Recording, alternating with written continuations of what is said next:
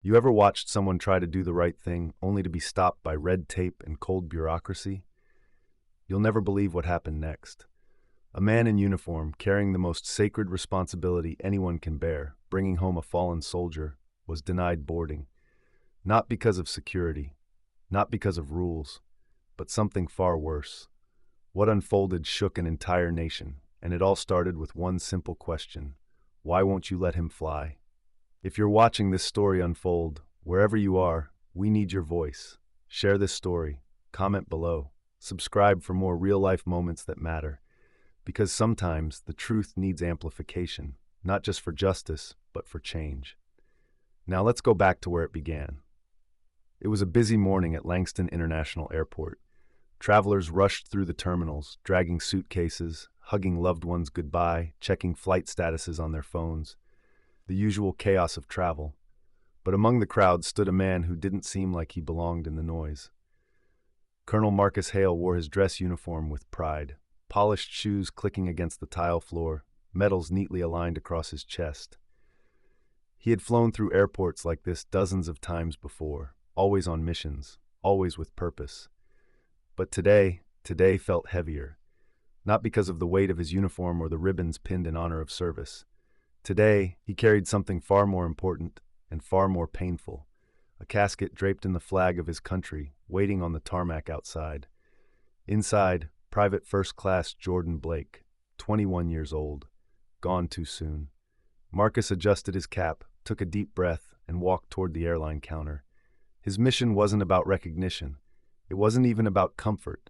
It was about respect, about honoring a promise made to every soldier who gave everything. No one gets left behind. He placed his military orders and ID on the counter. The agent behind the desk barely looked up at first. She typed something into her computer, frowning. Then she glanced at him, just a split second too long. "Sir, can I see that again?" Her voice was tight. Marcus handed over the documents once more, watching her closely. He saw the hesitation, the sideways glance at her coworker, the slight shift in her posture, like she'd stepped into something she wasn't prepared for. She whispered something to another agent. He glanced over, expression unreadable. The moment stretched, thick with something Marcus had seen before but never got used to. When she returned, her smile was stiff, forced. "I'm sorry, sir," she said, "but there seems to be an issue with your ticket. We can't allow you to board at this time." Marcus exhaled slowly. He had dealt with all kinds of situations, combat zones, foreign diplomacy, political entanglements, but this was different. "I'm escorting the remains of a fallen soldier," he said evenly, tapping the paperwork. "Everything is in order." The agent didn't meet his eyes. "I understand, sir, but there's a security protocol in place, and we can't override it." Marcus kept his voice steady. "Security protocol? Yes, sir," she said, forcing another weak smile. "It's just policy." He didn't move. Didn't flinch. "Policy?" he asked. Behind him the line was growing. People shifted, murmured. He felt their eyes on him. Instead of stepping aside, he squared his shoulders and stood firm.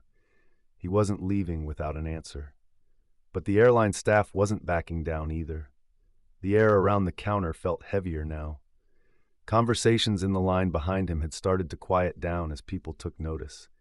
A man in a crisp military uniform being denied his flight wasn't something you saw every day. Colonel Hale remained calm, his voice steady. "Ma'am, I need to understand exactly what the issue is. This is a military assignment, not a personal trip. My documentation is valid." The agent hesitated again. Her eyes darted toward the other airline staff huddled near the back, whispering. Then a supervisor, a man in his mid-50s with tired eyes, finally stepped forward. He adjusted his name tag and folded his arms. "Sir," he started, tone professional, the kind people use when they want you to stop asking questions. "I apologize for the inconvenience, but we have certain policies in place. Unfortunately, we can't override them at this time." That phrase again, policies. Marcus inhaled slowly through his nose. He had seen this before, just in a different setting.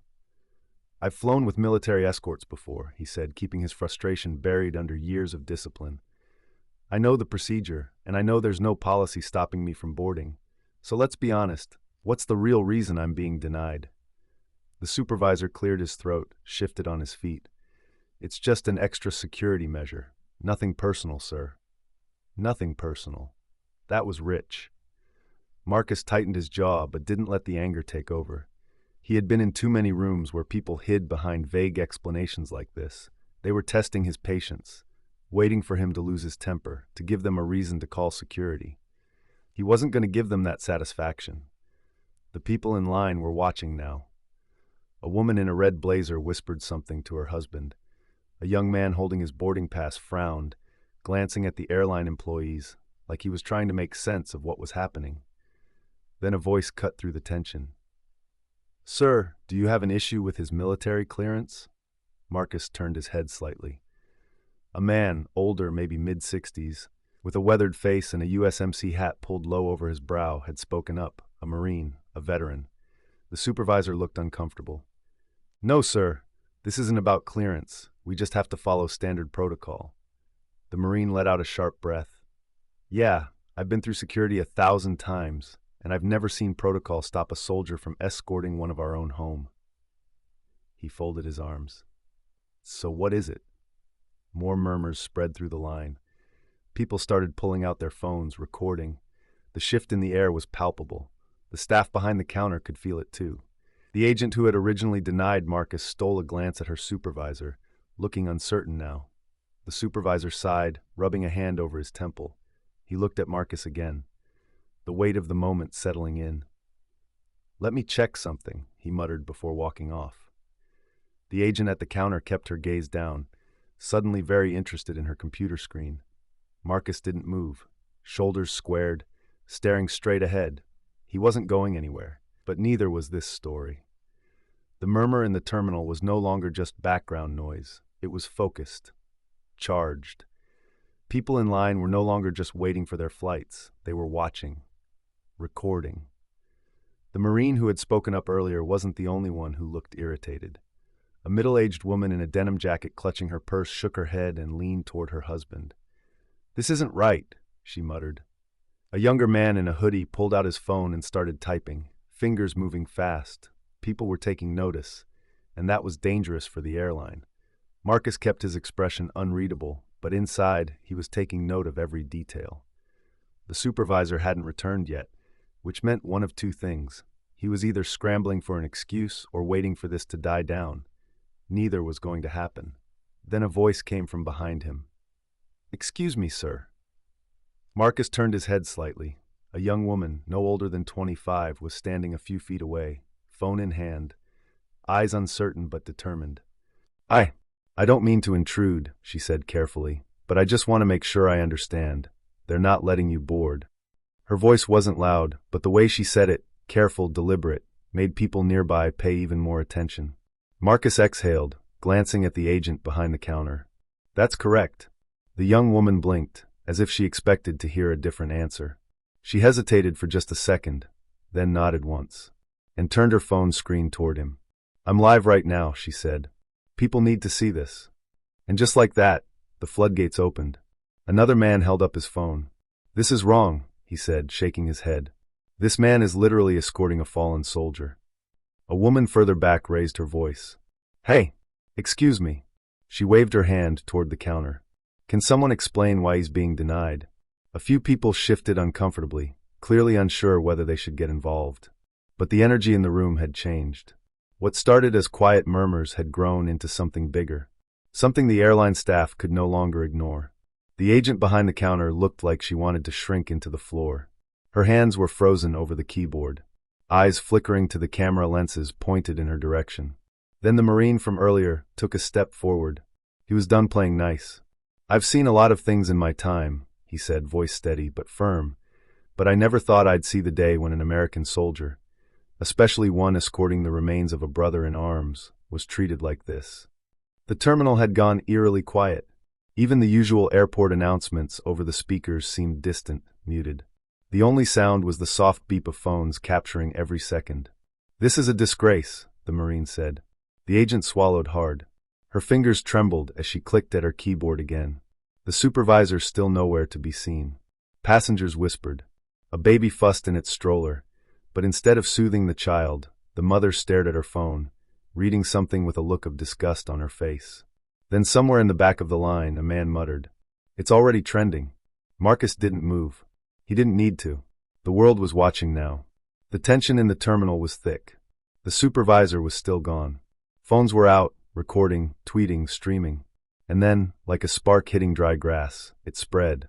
The young man in the hoodie, still glued to his phone, let out a low whistle. Damn, this is everywhere now. Marcus didn't react. He knew better than to celebrate too soon. But from the way the agent behind the counter stiffened, he could tell she knew it too. The woman in the denim jacket checked her phone and gasped. "Oh my God," she whispered to her husband. "It's already on Facebook." The older Marine grunted, pulling out his own phone. They don't even know what kind of storm they just started. Then, as if on cue, the airport's loudspeaker crackled to life. "Attention, passengers. Due to unforeseen circumstances, Flight 314 to Phoenix will be delayed. We apologize for any inconvenience." A few groans rippled through the crowd, but most people weren't even paying attention. Their focus was here, on the uniformed soldier being refused a flight while carrying out his duty. A minute later, a young woman near the windows gasped. "He's on Twitter." She turned her screen toward the crowd, and people leaned in. A tweet written in bold, capital letters. "They just denied a black U.S. Army colonel his flight while escorting a fallen soldier's remains. This is how we treat our heroes. Hashtag let him fly." Underneath it, the numbers were climbing. Retweets, comments, likes. It was catching fire. Then another tweet popped up, this one from a veteran advocacy group. "We are aware of the disgraceful incident happening at Airport Name. Our soldiers deserve better. Expect action." The crowd murmured, realization sinking in. The airline had officially lost control of the narrative. The agent behind the counter, still frozen in place, let out a shaky breath. She turned and hurried toward the back, disappearing behind a frosted glass door. She wasn't coming back with an answer. She was coming back with damage control. Marcus adjusted his hat. He had been in situations like this before, not at an airport, not like this, but in places where powerful people suddenly realized they had made the wrong enemy. He wasn't smiling. He wasn't gloating. Because at the end of the day, this wasn't about him. It was about Private First Class Jordan Blake, the young man waiting to go home. And right now, that mission was still incomplete. The crowd wasn't just watching anymore. They were waiting. The terminal felt different now, charged, expectant. Then the supervisor finally returned. But he wasn't alone. A second man walked beside him, this one in a sleek navy suit. His airline ID clipped neatly to his pocket. His walk brisk, controlled, like someone used to putting out fires. He stopped just short of the counter, scanning the scene. His eyes darted between Marcus, the Marine, and the rows of phones still recording. He cleared his throat. "Colonel," he said, "I apologize for the miscommunication. There seems to have been an error with our system. But we're working to get you on your flight as soon as possible." Miscommunication. Marcus had been in the military long enough to know what that word really meant. It meant we got caught. It meant fix this before it costs us too much. He didn't respond right away. Instead, he let the moment hang, watching the airline rep shift slightly under the weight of the silence. "I see," Marcus finally said, his voice measured. "An error, you said?" "Yes, sir," the rep said quickly. "A regrettable mistake. We assure you it was not intentional." A few people in the crowd scoffed. The Marine shook his head. The airline rep adjusted his tie, clearly uncomfortable. "We'd like to personally escort you to the gate now, Colonel. First-class accommodations, of course." First class, as if that was the point. Marcus looked past the man, toward the counter, where the agent still stood, looking anywhere but at him. The same agent who had smiled at him stiffly when she denied his flight. The same one who had never bothered to check before saying no. Marcus exhaled slowly. "I appreciate the urgency," he said, "but I need to clarify something." The rep nodded quickly. "Of course." Marcus's voice remained even. "If no one recorded this, if no one spoke up, would I still be standing here?" A beat of silence. The rep swallowed. "Sir, You don't need to answer," Marcus interrupted. "Everyone in this terminal already knows." Another moment of silence. Then a woman in the crowd murmured, "He's right." The rep tried to smooth over the tension again. "Sir, we sincerely apologize. We both know this isn't about an apology." Marcus cut him off. "It's about accountability." The crowd murmured in agreement. People weren't angry anymore. They were disappointed. The rep knew he was losing control. He straightened his posture, adopting a more authoritative stance. "Colonel, let's get you on your flight now. But before Marcus could respond, a new voice cut in. "Sir." A younger man in an airport security uniform had appeared at the side of the counter. He held out a phone toward the airline rep, his expression tight. "I think you should see this." The rep frowned, taking the phone. He scrolled. His face paled. The Marine crossed his arms. "What? Something wrong?" The rep didn't answer. But Marcus already knew. The backlash had officially exploded beyond the airport. A major news outlet had picked up the story. The headline was blunt. U.S. Army colonel denied flight while escorting fallen soldier. Airline scrambles for answers. Below it, a video clip played. Footage from the terminal. The rep handed the phone back, inhaled sharply, and turned to Marcus. "We deeply regret this situation," his voice thinner now. "Forced. We'd like to issue a public statement clarifying." Marcus cut him off. "The public already knows the truth." Silence. The rep pressed his lips together. Marcus looked at the crowd. At the phone still recording. He turned back to the rep. "I don't need first class. I don't need special treatment. I need respect. And so does the soldier I'm escorting." Another murmur ran through the crowd. The rep gave a stiff nod, as if that was all he could do now. "Understood, sir." The Marine let out a small approving grunt. Marcus adjusted his hat. "Now, let's finish this mission." But the consequences for the airline were just beginning. The airline had lost control of the situation. The story was out, spreading faster than they could contain it. The terminal felt more like a press conference now. Phones still recording. Passengers still watching.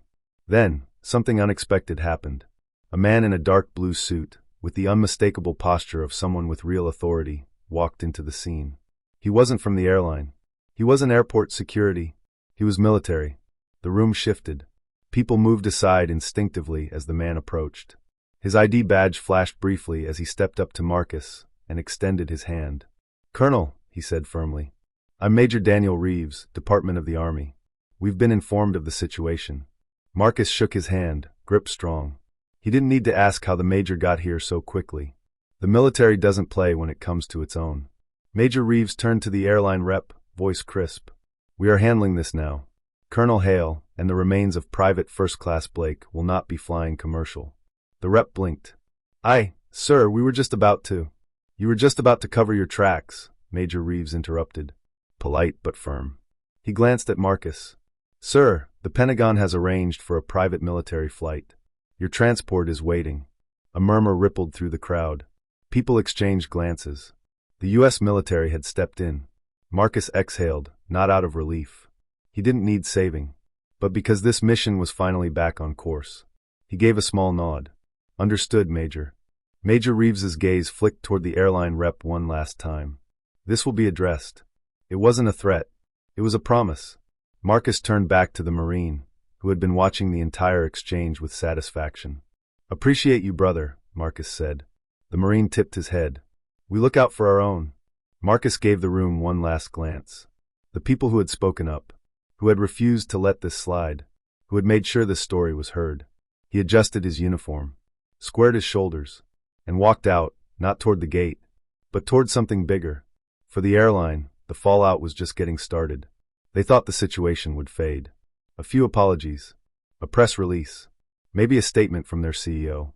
Damage control. But the public wasn't letting this go. News networks picked it up. Veterans organizations released statements condemning the airline's actions. Politicians weighed in, demanding accountability. Then came the financial hit. By the end of the week, the airline stock had dropped. A trending hashtag calling for a boycott gained traction. Customers flooded their social media with demands for answers. And then the final blow. A lawsuit. A coalition of military advocacy groups filed a formal complaint against the airline for discrimination and failure to uphold service member protections. Under pressure, the airline CEO made a public appearance. He called it a regrettable misunderstanding, announced that the employees involved had been placed on administrative leave. Too little, too late. Meanwhile, Colonel Marcus Hale continued his mission. He escorted Private First Class Jordan Blake home, standing by as the young soldier's family received him for the last time. He didn't need the headlines, didn't need the attention. He needed respect. And that was the real fight. Respect shouldn't be conditional. It shouldn't require a viral video or public outrage. It should be the standard. The people at that airport, the Marine, the passengers who spoke up, the ones who refused to stay silent, they proved something important. When people stand together, injustice has nowhere to hide. If you believe in accountability, if you believe in honoring those who serve, let your voice be heard. Because silence lets things like this happen again. And next time, it might not go viral,